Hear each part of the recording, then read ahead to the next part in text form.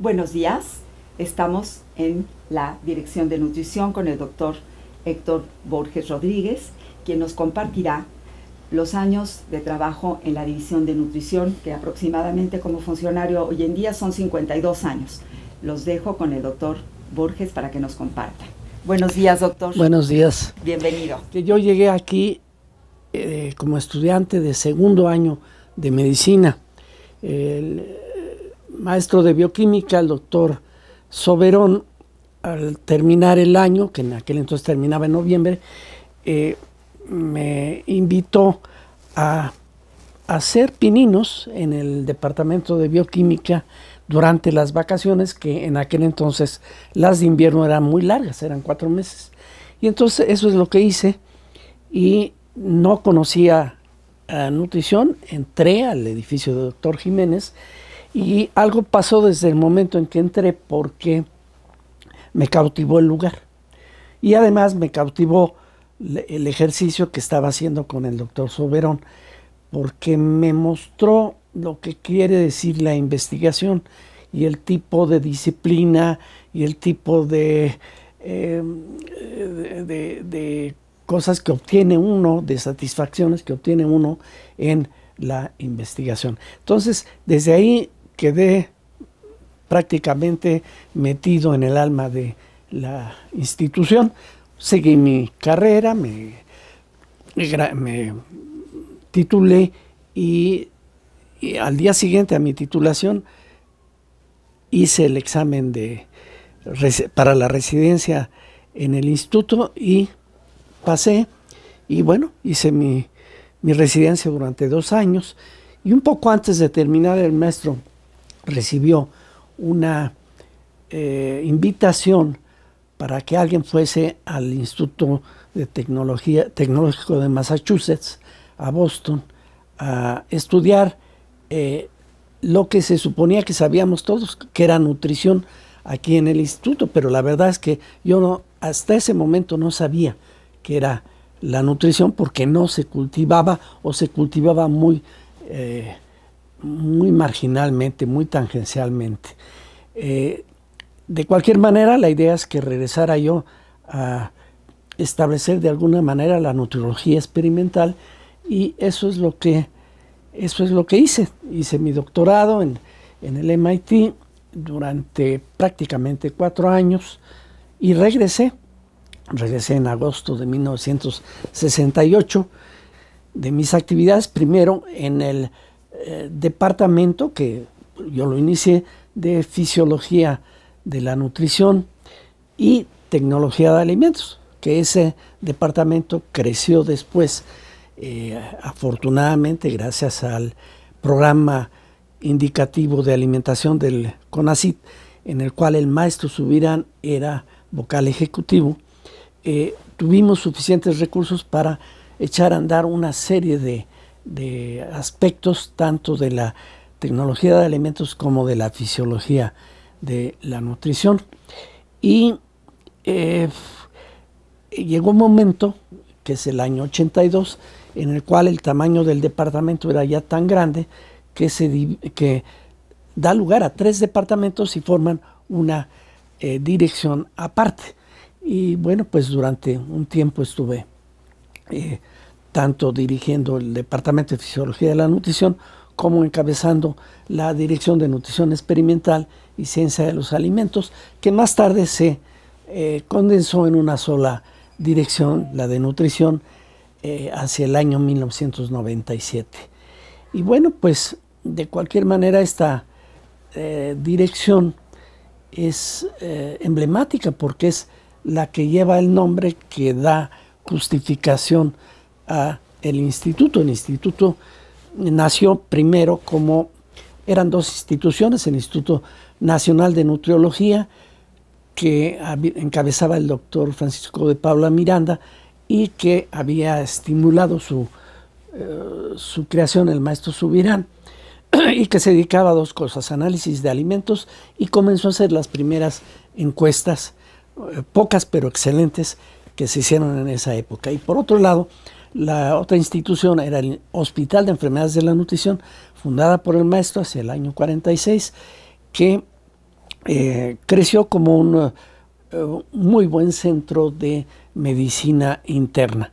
¿Por qué le llamó de enfermedades de la nutrición? Porque en los Estados Unidos y en Argentina y en muchos lugares se entendía, y yo sigo entendiéndolo así, que son enfermedades de la nutrición la obesidad, las anemias, muchas enfermedades gastrointestinales, y bueno, por eso tuvo este nombre. Pero claro, ya en el MIT vi otros aspectos mucho más amplios de la nutrición.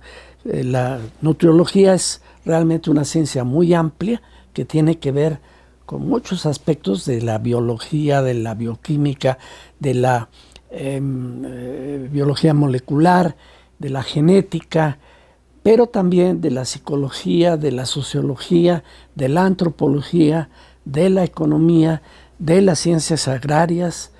En fin, es una ciencia mucho más amplia porque estudia un fenómeno que es muy amplio y muy cotidiano, que es la nutrición. Todo el tiempo nos estamos nutriendo, de manera que es un fenómeno fundamental de la vida, la nutrición, y eso es lo que estudia la nutriología, y tiene que ir mucho más allá de los aspectos meramente médicos. Tiene que ir, los incluye, por supuesto, pero tiene que ver todo ese mundo de interacciones que finalmente terminan en lo que es el estado de nutrición. En alguna época, el área de tecnología de alimentos produjo varios productos especiales para respaldar programas de nutrición, sobre todo en los años 70, en que varios de esos productos salieron no al mercado, porque no es cuestión de mercado, pero sí a la circulación, porque eran aplicados por agencias del gobierno federal, como podía ser el propio CONACYT, como podía ser CONASUPO y sus industrias agregadas a CONASUPO, como podía ser la central de abastos, en fin, una serie de instituciones que requerían apoyo de productos y se hicieron. Asimismo, se han explorado muchísimos alimentos potenciales.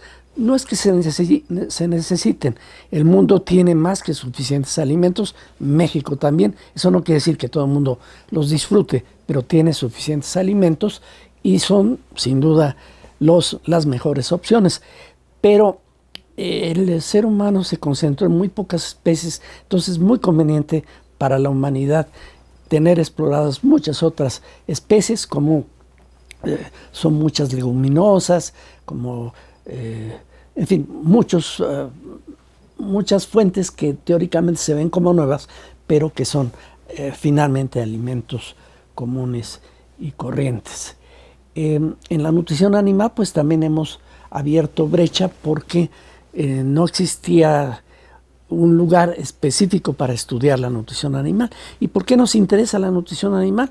Bueno, porque mal empleados la producción de animales compite con la alimentación humana, entonces hay que evitar eso, y en gran medida eso es lo que el Departamento de Nutrición Animal trata de resolver.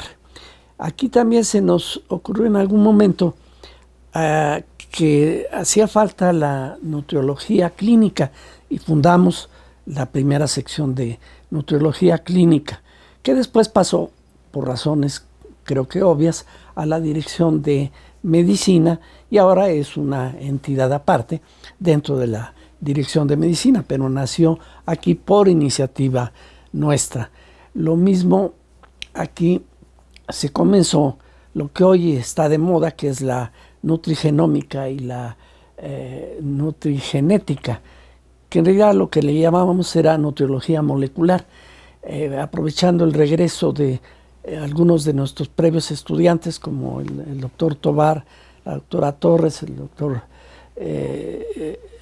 Gómez, al instituto, después de estudiar y formarse en el extranjero, con técnicas, con el conocimiento de técnicas de biología molecular, pues comenzamos a adentrarnos en ese tema.